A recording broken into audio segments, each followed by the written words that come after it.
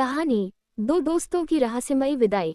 एक जंगल के किनारे बसे गांव में नील और आरव नाम के दो बच्चे रहते थे। दोनों बचपन से ही सबसे अच्छे दोस्त थे। साथ खेलना, साथ खाना और हर जगह साथ जाना उनकी आदत थी। एक दिन दोनों किसी जरूरी काम से जंगल के पास जा रहे थे। मौसम शांत था, पक्षी चहचहा रहे थे, लेकिन उन्हें क्या पता था कि आज का दिन उनकी जिंदगी का आखिरी दिन साबित होगा।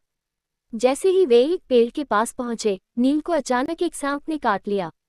आरव डर गया, लेकिन अपने दोस्त को बचाने के लिए आगे बढ़ा। तभी वही सांप आरव को भी डस लेता है। कुछ ही समय में दोनों जमीन पर गिर जाते हैं।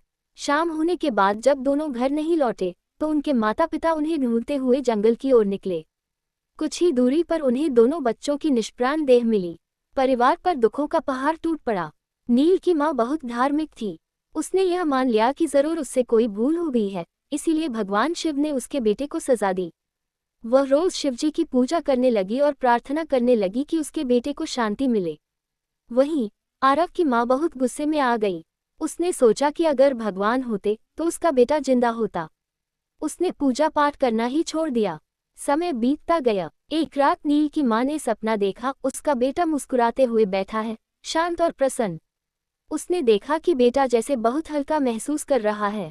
वहीं दूसरी ओर आरव की माँ ने सपना देखा कि उसका बेटा रो रहा है, परेशान है और जैसे किसी चीज से डर रहा हो।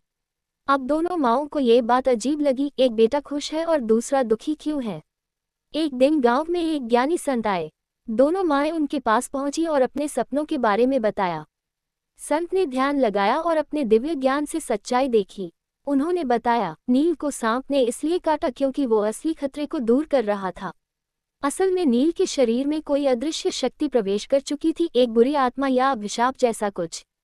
सांप को ये शक्ति दिखाई दी और उसने नील के शरीर से उसे निकालने की कोशिश की, लेकिन वह पूरी तरह सफल नहीं हो पाया। इस दौरान जब आरव नील को बचाने आया, तो वह भी उस शक्ति की चपेट में आ गया। नील की आत्मा शुद्ध थी, इसलिए सांप ने उसे एक तरह से मुक्ति दिलाई। इसी कारणवश उसकी माँ को वह सपना में मुस्कुराता दिखाई देता है, जबकि आरव की आत्मा अभी तक उस बुरी शक्ति की पकड़ में है, इसलिए वह रोता है। संत ने ये भी कहा, ईश्वर को दोष देने की जगह हमें उनके फैसलों को समझने की कोशिश करनी चाहिए। पूजा करने से आत्माएं शांति पाती हैं और शक्ति मिलती है बुराई से लड़ने की।